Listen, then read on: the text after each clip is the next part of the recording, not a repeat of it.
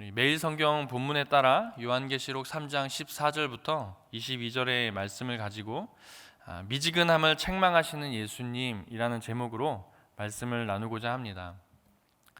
여기에 뜨겁거나 차가운 물이 있다라고 한번 생각을 해보겠습니다. 여러분, 그 물을 미지근하게 하기 위해서는 우리가 어떻게 해야 할까요? 뜨거운 물을 차가운 냉장고 속에 넣어둔다거나 차가운 물을 전자레인지에 잠시 동안 돌린다거나 아마 그렇게 할 것입니다. 하지만 제일 쉬운 방법이 무엇인지 아십니까? 그것은 그냥 내버려 두는 것입니다. 가만히 내버려 두면 그 물은 미지근하게 되어 있습니다. 우리가 지금까지 살펴본 이 요한계시록에 나오는 7개의 교회 중에 마지막 교회인 이 라오디게아 교회를 향한 예수님의 책망이 그 책망의 이유가 이러한 모습과 비슷합니다. 이 라오디게아 교회는 앞서 살펴본 6개의 교회 중 사대교회와 같이 칭찬이 없이 책망만 있는 교회입니다. 그들이 책망받는 이유가 그들이 미지근한 상태이기 때문이라는 겁니다. 그럼 사대교회의 상태는 어떠했습니까? 어제 살펴보았을 텐데 3장 1절 후반부에 보니까 내가 내 행위를 아노니 내가 살았다 하는 이름은 가졌으나 죽은 자로다 라고 말씀하고 있습니다. 이 본문을 가지고 저희 집에 있는 두 꼬맹이 딸들하고 이제 큐티를 하다가 깨달은 것이 하나 있었습니다. 이 어린아이들이 보는 매일 성경과 똑같은 책에 큐티 아이들이 보기에 만든 책이 있거든요. 그 책에 보니까 이 구절을 가지고 아이들이 이해하기 좋게 그림 이미지로 설명한 것이 있었습니다.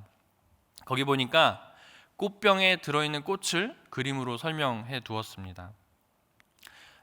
이러한 꽃은 무엇을 의미합니까? 그러니까 꽃이 아직은 살아 있습니다. 살아 있는 듯 보이지만 꽃병에 있는 꽃은 시간이 지나면 어떻게 될까요? 곧 시들어 버릴 것을 우리는 잘 알고 있습니다. 이 두 교회의 모습에서 이와 비슷한 모습을 발견할 수 있었습니다. 아무것도 하지 않는 것이죠. 아무런 조치도 취하지 않는 것입니다. 오늘 칭찬이 없이 책망만 있던 이 사대교회와 또 라오디게아 이 두 교회의 상태를 보며 저의 신앙적 상태가, 영적 상태가 이와 같아서는 안 되겠구나라는 것을 깨달았습니다. 더 나아가 이 땅의 교회도 이와 같아서는 안 될 것입니다. 오늘 본문의 내용을 더 깊이 있게 묵상하면서 우리의 신앙을 어떻게 지켜가야 할지 그것을 깨닫고 또 그 깨닫게 하는 성령의 지혜가 오늘 저와 여러분에게 임하는 그런 시간 되기를 바랍니다.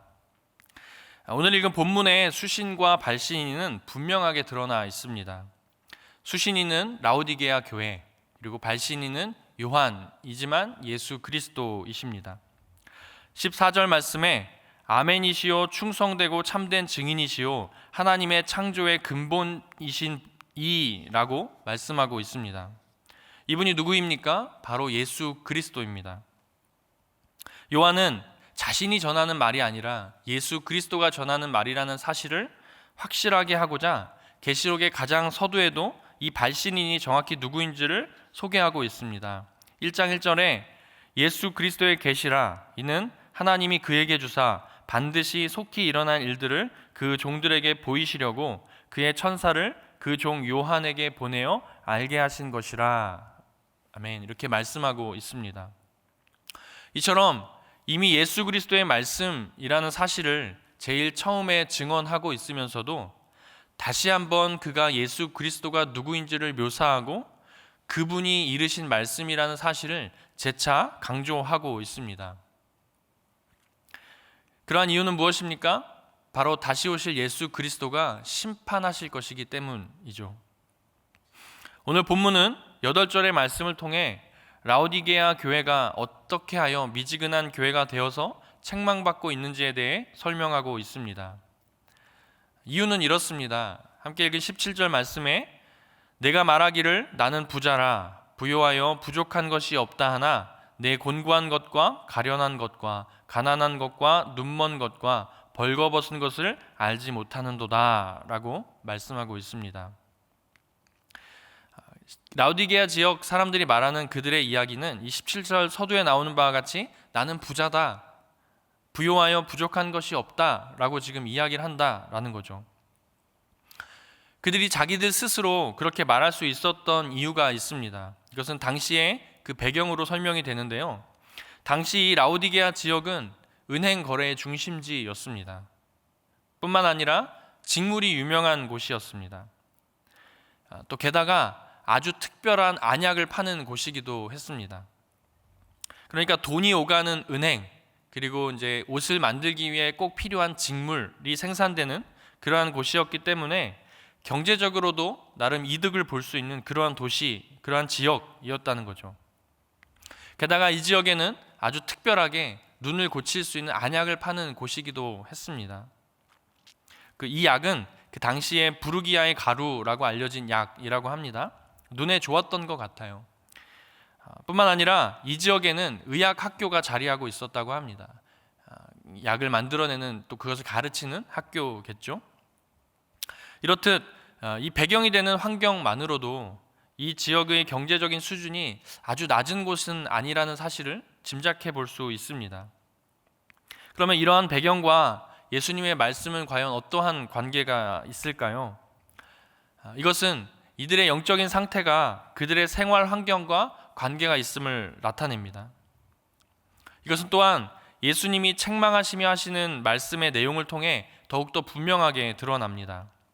예수님께서 그들을 책망하며 사용하시는 그 내용들이 라오디게아 지역 그 교회의 상황, 특별히 그들의 지역적인 상황을 빗대어 말씀해주고 계십니다. 먼저 그들을 향하여 미지근하다 하신 이 말씀은 당시 그 지역, 그러니까 라오디게아 지역의 물과 관련한 상황을 빗대어 말씀하고 있습니다.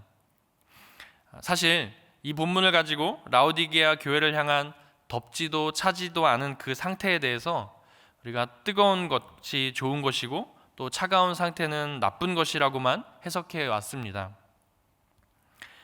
그래서 이 뜨거운 것만 취하는 것이 올바른 신앙이고 차가운 것은 열정을 잃어버린 신앙이라고 생각하며 해석했던 경우가 더러 있습니다.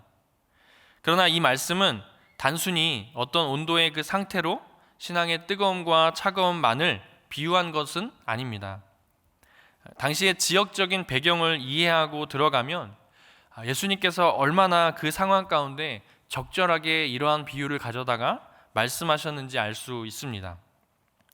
이 라오디게아 지역은 물 사정이 좋지 않은 곳으로 유명합니다. 그러니까 라오디게아 지역은 히에라폴리스라는 지역과 골로세라는 지역, 두 지역을 이웃하고 있었는데요. 이 히에라폴리스라는 지역은 사람의 질병을 고친다고 하는 그것으로 소문이 난 것 같아요. 그 소문이 나는 뜨거운 물이 나는 지역이었고 골로새는 차가운 물이 나는 지역이었다고 합니다. 그러니까 그 사이에 끼어 있는 형세의 이 라오디게아는 두 지역에서 이제 물을 가져다가 써야 하는 그런 곳이었습니다. 그러니까 물 공급이 그렇게 잘 이루어진 지역은 아니었다고 할 수 있죠. 그렇다고 히에라폴리스나 골로새에 있는 지역의 물들이 아주 좋은 물들이었냐? 그것도 그렇지 않습니다. 그들의 물 역시 이 석회질 침전물이 많아서 먹거나 마시거나 또 이제 생활하는데 굉장히 불편했습니다. 게다가 당시 지역의 이 지역에 나는 물들은 미지근하게 마시면 굉장히 역한 맛이 났다고 합니다. 그래도 그 물을 좀 뜨거운 상태로 마시면 이제 그나마 덜 역했다고 해요. 그래서 이들은 그때 당시에 물을 가지고 이제 항상 뜨겁게 해서 먹는 그 수고를 해왔습니다. 그러니까 라오디게아 지역의 이 수질 상황이 꼭 너희의 신앙적인 상태와 같다라는 말씀이에요. 너희가 비록 경제적으로는 잘 살고 있는 듯 하지만 너희의 영적인 상태는 미지근한 상태로서 그 맛을 보았을 때 역함이 올라오는 그 물맛과 같다라는 겁니다. 서두에 말씀드린 것과 같이 미지근하게 할 수 있는 가장 쉬운 방법은 가만히 두는 것이라 하였습니다. 그냥 내버려 두면 미지근해질 수밖에 없습니다. 너희들이 미지근하다는 예수님의 책망은 무엇을 의미할까요?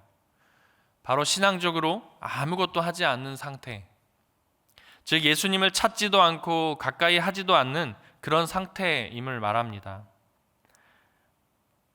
아무것도 하지 않는 상태를 이야기하는 거죠. 지금 이 시대로 생각해 보면 먹고 살만하니까 하나님을 찾아오지 않는 그런 상태를 의미한다고도 볼 수 있습니다. 계속해서 우리 주님은 그들의 상태를 그들이 가진 생활 환경에 빗대어 책망하고 계십니다. 17절 후반부에 가련한 것, 눈먼 것이라는 말씀을 하시면서 너희의 지역이 경제적으로는 먹고 살만한 곳이라 잘 지낸다고 하지만 실제 영적으로는 곤고하고 가련하고 가난하다라는 것을 말씀해주고 계십니다. 사람들의 벌거벗음을 덮어줄 수 있는 그 옷을 만드는 직물을 생산해내는 곳이지만 실제 너희의 영은 벌거벗었다라는 거예요. 이러한 예수님의 표현과 함께 또한 세상을 볼 수 있는 그 눈을 고치는 약을 너희들이 만들어내지만 너희들 자신의 영적인 눈은 멀어 있다라고 책망하고 있는 것입니다. 이처럼 본인들이 잘 먹고 잘 지내고 있는 것처럼 그렇게 변명하며 우리는 부요합니다 라고 말하지만 실제 너희의 영혼의 상태는 전혀 그렇지 못하다는 것을 우리 주님이 꼬집어 말씀해주고 계십니다. 이러한 상황이 오늘날에도 크게 다르지 않습니다.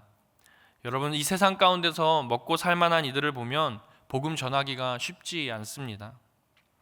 오히려 좀 어렵고 힘든 분들일수록 그 일로 인해 마음이 좀 가난해졌을 때 그때 복음을 가지고 찾아가 접촉하면 조금 더 쉬울 수도 있습니다.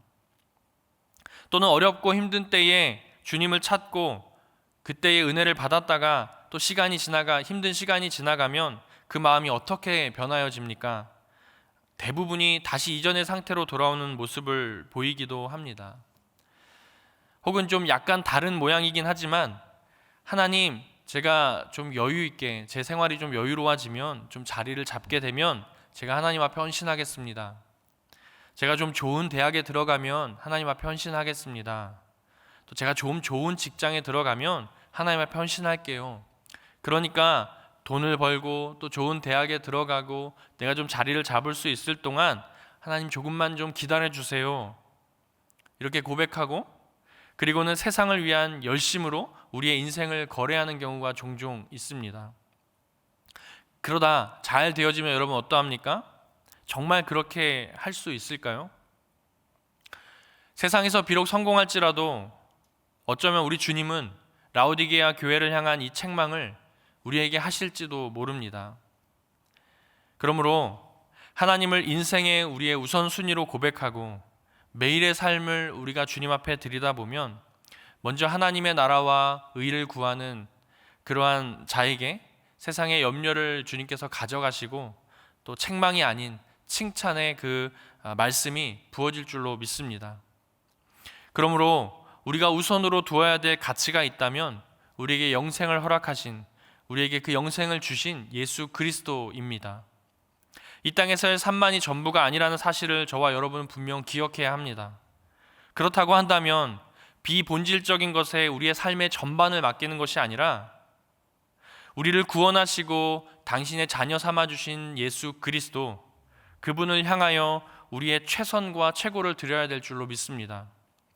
여러분의 가장 우선적인 가치를 하나님의 나라에 둘 수 있기를 바라고 소망합니다. 말씀을 맺겠습니다. 우리 주님은 이 라오디게아 교회를 향해 다시 한번 기회를 허락하십니다. 그들을 위하여 책망하셨지만 그들에게 다시 한번 기회를 주시는 거죠. 이것은 무엇을 의미합니까? 예수님이 그들을 책망할 그 당시에도 예수님은 그들을 사랑하고 계셨다라는 겁니다. 더욱이 그들을 향하여 필요한 처방까지 예수님은 내려주고 계십니다. 그것이 오늘 본문에 등장했는데 19절입니다. 열심을 내어 회개하라 라는 것입니다. 지난날 잘 살았다는 이유로 또 멀리하던 주님을 다시 찾아오라는 말씀이죠. 회개함으로. 그리고 무엇하라고 하십니까? 밖을 보라 말씀하십니다. 지금 내가 문 밖에 서서 너를 위하여 너의 문을 두드리고 있다라는 거죠. 우리가 지난날을 회개하기 위하여 어떤 거창한 일들을 가지고 하나님 앞에 찾아올 필요 없습니다. 내가 잘못했던 것들, 내게 부족했던 것들, 내게 하나님 앞에 불필요하게 얻었던 것들을 가지고 다시 하나님 앞에 내려놓을 필요 없습니다. 그저 마음을 가지고, 회개하는 마음을 가지고 그분 앞에 찾아오라라는 겁니다. 주님께 받았던 것들을 다시 또 다 모아서 갑절로 되갚아줄 그럴 필요도 없습니다. 그저 우리에게 주님 말씀하시기를 그 문을 열라라는 것입니다. 언제든 그 은혜의 보좌 앞에 담대히 나아오라라는 말씀이죠. 그저 너희의 마음의 문을 열기만 하면 내가 들어가서 너희와 함께 먹고 너희와 함께 하겠다는 이 말씀입니다. 사랑하는 우리 3일의 모든 성도님들이 문 앞에서 문을 두드리고 우리의 초청을 바라시는 예수 그리스도를 매일같이 우리의 마음 가운데 모시고 살아갈 수 있기를 바라고 축복합니다. 우리가 오늘 하루도 그러한 마음으로 살 수 있기를 바랍니다. 우리의 마음의 문을 열고 예수 그리스도를 모심으로 여러분이 나아가야 될 직장과 또 가정과 여러분의 그 곳곳에서 우리의 마음 가운데 예수 그리스도를 모심으로 살아갈 수 있는 그러한 이 한날이 되기를 간절히 바라고 축복합니다. 우리 말씀을 기억하며 같이 함께 기도하기를 원합니다.